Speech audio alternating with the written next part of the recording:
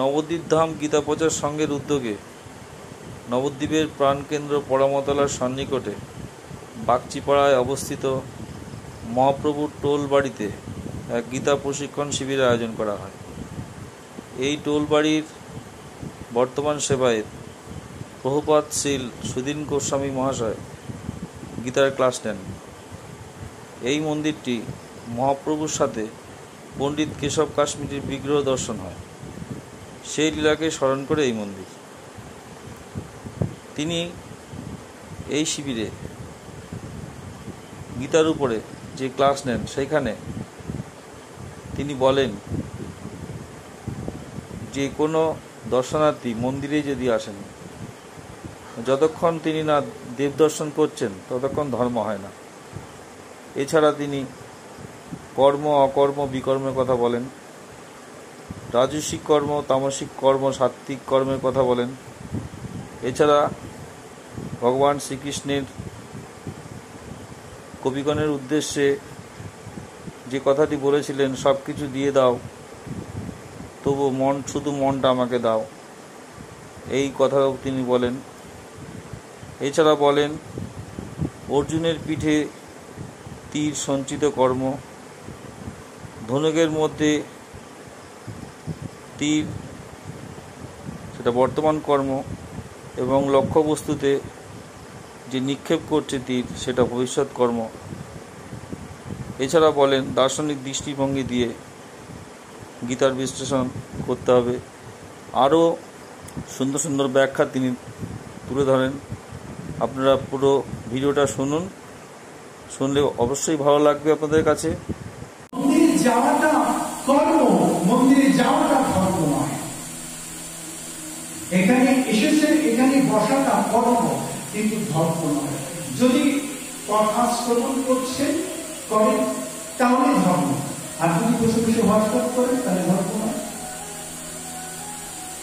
মন্দিরে গেলাম, মন্দিরে প্রবেশ করলাম, মন্দিরে যাওয়াটা কর্ম, কিন্তু মন্দিরে গিয়ে যতক্ষণ দেব দর্শন না করলাম, আমি মন্দিরে গিয়ে দেখলাম এখানে 5 জন বসে আছে, ওই ঝাড়বাতিটা খুব সুন্দর, ওই রংটা খুব সুন্দর, এটা সুন্দর, এগুলো দেখা, এটা ধর্ম নয়। ধর্ম তখনই হবে যখন দেব দর্শন হবে।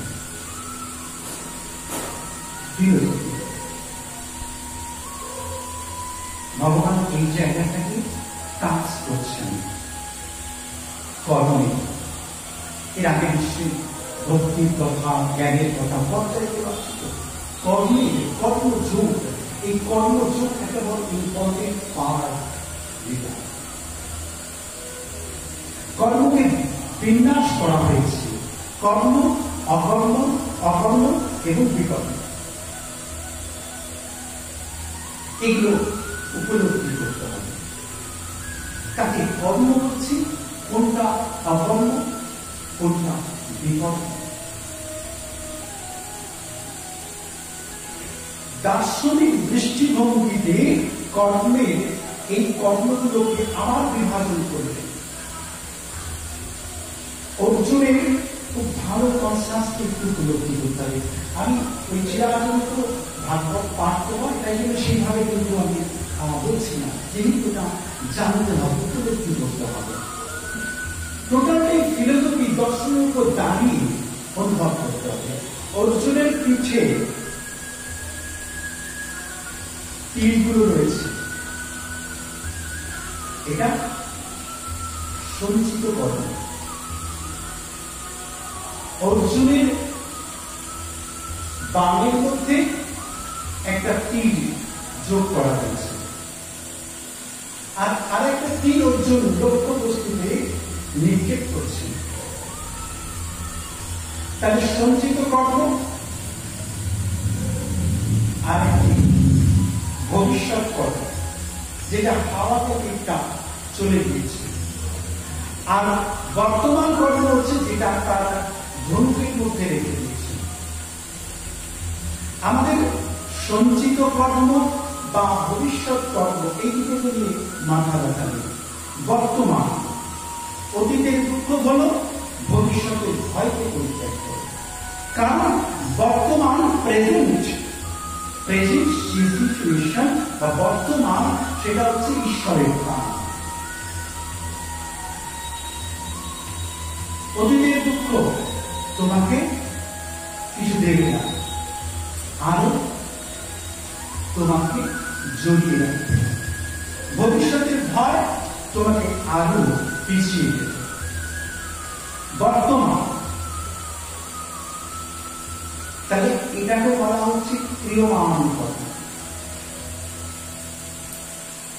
এই ক্রিয়মান কর্ম,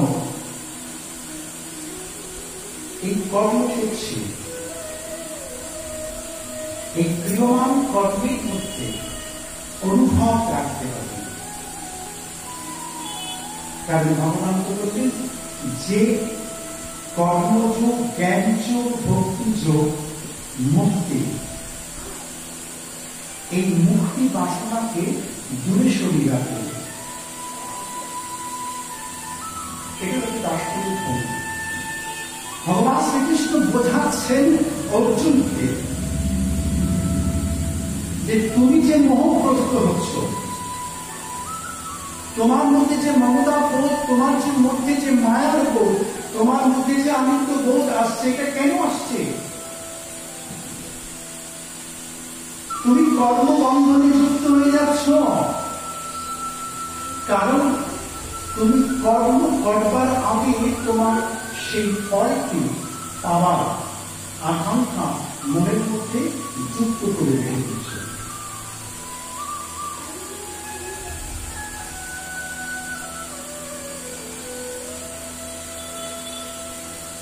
মন্দিরে যাচ্ছি মনস্কামনা পূর্ণ করবার জন্য,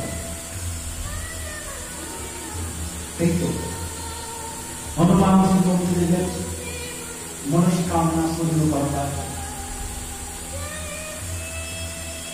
এটা বড় কথা না। গাছের তলায়, আমি বলছি এগুলো কিন্তু সমস্ত দার্শনিক দৃষ্টিভঙ্গি, কারণ এগুলো না উপলব্ধি করলে পরে গীতার যে সারমর্ম সেটাকে উপলব্ধি করা যাবে না।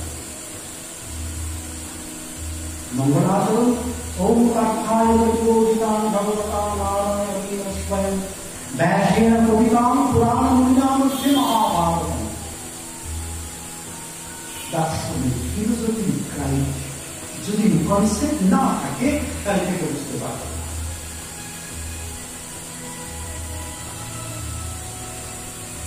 মন্দিরে যাচ্ছি মন্দিরের মনস্কামনা পূর্ণ করবার। আবার চয়েস আছে, সব মন্দির নয়, ওই মন্দিরে মনোবাসনা পূর্ণ হয়, অর্থাৎ ওই মন্দিরে যেতে হয়। মঙ্গল মূর্তি মারুতবন্ধন, মারুতবন্ধন হনুমানজির মন্দির না, এই মন্দিরের নাম হচ্ছে চিন্তা হরণ মন্দির। নাম মন্দিরে গিয়ে তুমি তোমার মনোবাসনাকে পূর্ণ করে আসবে, এটা বড় কথা নয়। গাছের তলায় বসে, গাছের তলায় দাঁড়িয়ে গাছের ছায়া নিয়ে আসবে, এটা বড় কৃতিত্বের কথা নয়। গাছের তলায় দাঁড়িয়ে গাছের ফল নিয়ে আসবে, এটাই বড় কথা। মন্দিরে গেলে, হনুমানজির মন্দিরে গিয়ে তুমি তোমার মনোবাসনা পূর্ণ করে এলে, এটা বড় কথা নয়। হনুমানজির মন্দিরে গিয়ে তুমি রামচন্দ্রের অনুভব নিয়ে আসলে, এটাই সব থেকে বড় পাওয়া, এটাই সব থেকে বড় কথা। এই ক্রিয়মান কর্মকে সাত্ত্বিক, তামসিক এবং রাজসিক তিনটি ভাগে ভাগ করলেন। সাত্ত্বিক কর্ম, তামসিক কর্ম, রাজসিক কর্ম। তামসিক কর্ম যদি আমরা দর্শনের ভাষায় উপলব্ধি করি, তাহলে তামসিক কর্ম যে কর্মে অপরকে কষ্ট দিয়ে আমি আনন্দ পাব, এটা হচ্ছে তামসিক কর্ম। অন্য কষ্ট পাবে, অন্য কেউ কষ্ট পাবে, দুঃখ পাবে, আমি আনন্দ পাব, এটা তামসিক কর্ম। আর রাজসিক কর্ম আমি তোমার উপকার করব, তুমি আমার উপকার করবে। ইভেন কি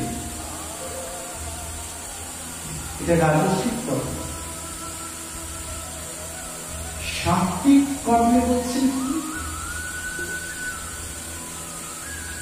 এই জন্য ভারতবর্ষ মহা আধ্যাত্মিক চেতনা উদ্ভূত। যেদিন শুনিল জগৎ দৈত্য উঠিল জগৎ ভারতবর্ষ, বন্দিল সবে জয় মা জননী জগৎ ভারতী জগৎ। আর্য ঋষিদের তপোবন বলা হচ্ছে। ভারতবর্ষের কালচার বলছেন যে তুমি দুঃখ পাবে, আমি আনন্দ পাবে, এটা বিকৃত। তুমি কষ্টে থাকবে, আমি সুখে থাকবো, এটা বিকৃত। তুমি আমাকে উপকার করবে, আমি তোমাকে উপকার করবো, এটা প্রাকৃত। আর আমি যত কষ্ট পাই না কেন, তুমি সুখে থাকবে, তুমি আনন্দে থাকবে, এটা ভারতবর্ষের সংস্কৃতি, ভারতবর্ষের কালচার। ভারতবর্ষ শেখাচ্ছে যে আমি যত কষ্ট পাই না কেন, কিন্তু তুমি সুখে থাকবে। ভগবান শ্রীকৃষ্ণ তার আবেগ থেকে বললেন, গোপীদের বললেন, হে গোপী, তোমরা তোমাদের ধন সম্পদ দেহ সব কিছু দিয়ে দাও, কিন্তু মনটা কখনো কাউকে দিও না। কৃষ্ণ বলছেন, গোপীগণ, তোমরা তোমাদের ধন সম্পত্তি যা আছে এই দেহটা পর্যন্ত দিয়ে দাও, যাকে খুশি দিয়ে দাও, কিন্তু মন কাউকে দিয়ে দাও। যদি মন তুমি কাউকে দাও, তাহলে এই সংসার তোমার মনটাকে একদম সম্পূর্ণ নিংড়ে দিয়ে ছিটে করে ডাস্টবিনে ফেলে দেবে। আর যদি তোমাদের মন আমার চরণে সমর্পণ করো, তাহলে আমি সেই মনকে আমার মস্তকের মন্দির পাখা করে রেখে দেব।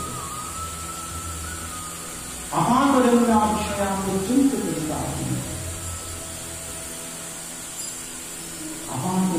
বিষয় পর্যন্ত